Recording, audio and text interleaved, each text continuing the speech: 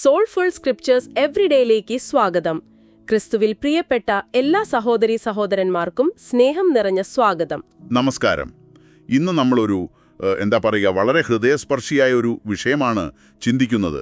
അതെ, ഉക്രൈനിലെ ഷിറ്റോമിർ എന്ന സ്ഥലത്ത് യുദ്ധത്തിന്റെ ആ ഭീകരതയുടെ നടുവിൽ അവിടെ ദൈവസ്നേഹത്തിന്റെ വലിയൊരു സാക്ഷ്യമായി ജീവിക്കുന്ന ഒരു കൂട്ടം സിസ്റ്റർമാരെക്കുറിച്ചാണ്. സീക്രട്ട് ഫാമിലി ഓഫ് നസ്രത്ത് സിസ്റ്റർമാർ. സിസ്റ്റർ ഫ്രാൻസിസ്ക ടുമാനവിച്ചും അവരുടെ സഹപ്രവർത്തകരും. ശരിക്കും അന്ധകാരത്തിലെ പ്രകാശഗോപുരങ്ങൾ. അതെ, യെശയ്യാ പ്രവാചകൻ പറഞ്ഞതുപോലെയാണല്ലേ, വിശക്കുന്നവനു വേണ്ടി നിന്നെ തന്നെ ചെലവഴിച്ചാൽ നിന്റെ വെളിച്ചം അന്ധകാരത്തിൽ ഉദിക്കും. അവരുടെ ആ ഒരു വിശുദ്ധ ദൗത്യം നമുക്കൊന്ന് അടുത്തു കാണാം. അത് നമ്മുടെ ഒക്കെ ആത്മാക്കൾക്ക് ഒരു പ്രചോദനമാവട്ടെ. തീർച്ചയായും. അപ്പോ നമുക്ക് തുടങ്ങാം. ഈ പ്രവർത്തനം കൂടുതൽ ശക്തമായത് 2022 മെയ് മാസത്തിലാണ്. യുദ്ധം ഏറ്റവും രൂക്ഷമായിരുന്ന സമയം.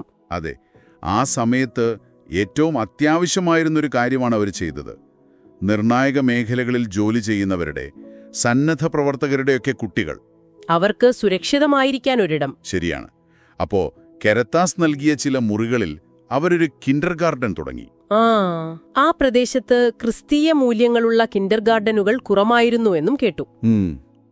അതുകൊണ്ട് ഇത് വെറുമൊരു ഡേ കെയർ ആയിരുന്നില്ല, ശരിക്കും സ്നേഹവും ഒരു സുരക്ഷിതത്വബോധവും നൽകുന്ന ഒരിടം.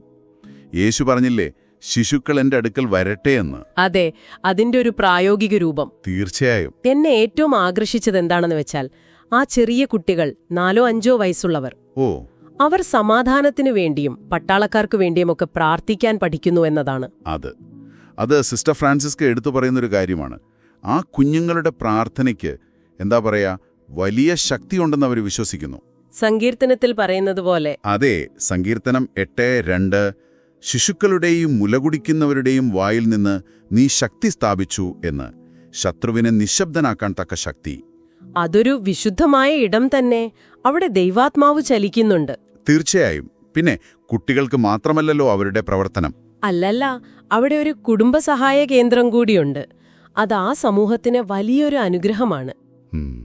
പ്രത്യേകിച്ച് യുദ്ധം കാരണം എല്ലാം നഷ്ടപ്പെട്ടെത്തിയ സ്ത്രീകൾക്ക്. അവരിൽ പലരും നല്ല കഴിവുള്ളവരായിരുന്നു. സ്പീച്ച് തെറാപ്പിസ്റ്റുകൾ, സൈക്കോളജിസ്റ്റുകൾ. അങ്ങനെയുള്ളവരെ അവരവിടെ ജോലിക്കെടുത്തു. സിസ്റ്റർ അവരെ ഒരു സമ്മാനം എന്നാണ് വിളിച്ചത്. എത്ര മനോഹരമാണത്! പ്രതിസന്ധിയിലും ഒരു നന്മ കാണുക. അതെ, വിധവകളും അനാഥരുമൊക്കെ അവിടെ ആശ്വാസം കണ്ടെത്തുന്നു. അവർക്ക് ഭക്ഷണം, ചായ, വിശ്രമിക്കാൻ ഒരിടം. ഏറ്റവും പ്രധാനം ഒരുമിച്ചുള്ള പ്രാർത്ഥന. ശരിയാണ്. ഗലാത്യർ 6:2 ഓർമ്മ വരുന്നു. തമ്മിൽ ഭാരം ചുമപ്പിൻ. അതാണ് അവരവിടെ ചെയ്യുന്നത്. ഈ ഭൗതിക സഹായങ്ങൾക്കപ്പുറം സിസ്റ്റർ ഫ്രാൻസിസ്ക ഊന്നൽ കൊടുക്കുന്ന മറ്റൊരു കാര്യമുണ്ട്. ആത്മീയമായ പോഷണം, അല്ലേ? അതെ, വെറുതെ ഒരു ദിവസം കൂടി ജീവിക്കുക എന്നതിനപ്പുറം ജീവിതത്തിനൊരർത്ഥവും പ്രത്യാശയും കണ്ടെത്താൻ അവരെ സഹായിക്കുക.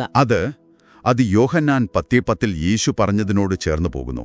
ഞാൻ വന്നിരിക്കുന്നത് അവർക്ക് ജീവനുണ്ടാകുവാനും അത് സമൃദ്ധമായി ഉണ്ടാകുവാനുമാണ്. ശരിക്കും ധ്യാനങ്ങൾ, മറ്റാത്മീയ ശുശ്രൂഷകൾ, അതിലൂടെയൊക്കെ ആ സമൃദ്ധമായ ജീവനിലേക്ക് അവരെ നയിക്കുന്നു. അതൊരു വലിയ ശുശ്രൂഷയാണ്.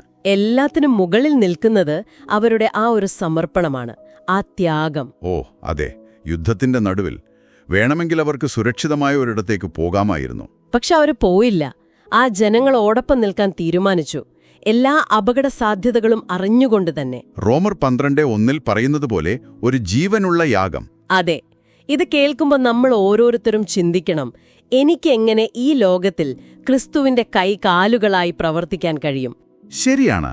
ആ സിസ്റ്റർമാരുടെ മുഖങ്ങൾ ഒരുപക്ഷെ ക്ഷീണിച്ചിട്ടുണ്ടാവാം, പക്ഷേ അവരുടെ കണ്ണുകളിലൊരു പ്രകാശമുണ്ട്. സുവിശേഷത്തിന്റെ സന്തോഷം. അതെ, യുദ്ധത്തേക്കാൾ വലുതാണ് സ്നേഹം, നിരാശയേക്കാൾ ശക്തമാണ് പ്രത്യാശ എന്ന് ജീവിതം കൊണ്ട് പ്രഘോഷിക്കുന്ന പ്രവാചകരാണവർ.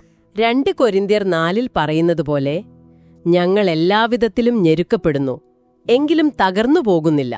ബുദ്ധിമുട്ടുന്നു, എങ്കിലും നിരാശപ്പെടുന്നില്ല. വീണുകിടക്കുന്നു, എങ്കിലും നശിച്ചു പോകുന്നില്ല. ദൈവത്തിന് മഹത്വം. നമുക്ക് ആ പ്രിയപ്പെട്ടവർക്കായി ഒന്ന് പ്രാർത്ഥിക്കാം. തീർച്ചയായും. സ്വർഗീയ പിതാവേ, കരുണയുടെ ദൈവമേ, ഷിറ്റോമിറയിലെ സീക്രട്ട് ഫാമിലി ഓഫ് നസ്രത്ത് സിസ്റ്റർമാർക്കായി ഞങ്ങൾ അങ്ങേക്ക് നന്ദി പറയുന്നു. സിസ്റ്റർ ഫ്രാൻസിസ്കയും അവരുടെ കൂട്ടാളികളും ഈ ലോകത്തിന് അങ്ങ് നൽകിയ വിലപ്പെട്ട പ്രകാശമാണ്.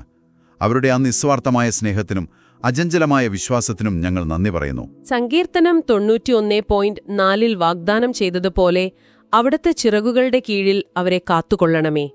കർത്താവായ യേശുവേ, എന്റെ ഈ ഏറ്റവും ചെറിയ സഹോദരന്മാരിൽ ഒരുത്തന് നിങ്ങൾ ചെയ്തതെല്ലാം എനിക്കാണ് ചെയ്തത് എന്ന് അറിഞ്ഞു ചെയ്തവനെ, ഈ സിസ്റ്റർമാർക്ക് അങ്ങയുടെ ശക്തിയും ധൈര്യവും നൽകണമേ. യെശയ്യാവ് 40:31 വാഗ്ദാനം പോലെ അങ്ങയെ കാത്തിരുന്ന് അവർ ശക്തിയെ പുതുക്കട്ടെ. കഴുകന്മാരെപ്പോലെ അവർ ചിറകടിച്ചുയരട്ടെ. അവരുടെ ഹൃദയങ്ങളെ അങ്ങയുടെ സമാധാനം കൊണ്ട് നിറയ്ക്കണമേ. പരിശുദ്ധാത്മാവേ, ഈ സിസ്റ്റർമാരോടൊപ്പം എപ്പോഴും തുണയായിരിക്കണമേ.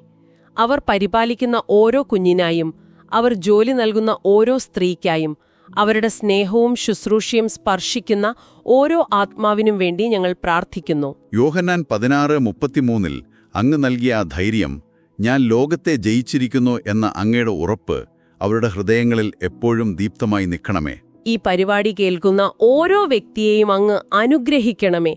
കൂടുതൽ സ്നേഹത്തോടെയും ആഴമായ വിശ്വാസത്തോടെയും ധീരമായ അനുകമ്പയോടെയും ജീവിക്കാൻ ഞങ്ങളെ ഓരോരുത്തരെയും അങ്ങ് പ്രചോദിപ്പിക്കണമേ. ഞങ്ങളെല്ലാവരെയും അങ്ങയുടെ സ്നേഹത്തിൽ ഒന്നായി ചേർക്കണമേ.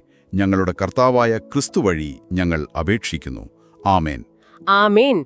പ്രിയപ്പെട്ടവരെ, നിങ്ങളുടെ ജീവിതത്തിലെ വിശ്വാസാനുഭവങ്ങൾ, ദൈവം നിങ്ങളെ നടത്തിയ വഴികൾ, അങ്ങനെയുള്ള സാക്ഷ്യങ്ങൾ മറ്റുള്ളവരുമായി പങ്കുവയ്ക്കാൻ നിങ്ങൾക്ക് ആഗ്രഹമുണ്ടെങ്കിൽ നിങ്ങൾക്ക് ഞങ്ങൾക്കെഴുതാം.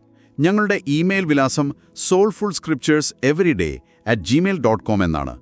നിങ്ങളുടെ അനുഭവങ്ങൾ അത് തീർച്ചയായും മറ്റനേകർക്ക് ഒരു പ്രചോദനവും പ്രകാശവുമാകും. അതെ, ലഭിക്കുന്ന സാക്ഷ്യങ്ങളിൽ നിന്ന് തെരഞ്ഞെടുക്കുന്നവ ഞങ്ങൾ ഈ പരിപാടിയിലൂടെ പങ്കുവയ്ക്കാൻ ആഗ്രഹിക്കുന്നു. അപ്പോ അടുത്ത തവണ കാണുന്നതുവരെ എല്ലാവർക്കും ദൈവത്തിന്റെ സമാധാനവും കൃപയും നേരുന്നു. ദൈവം അനുഗ്രഹിക്കട്ടെ.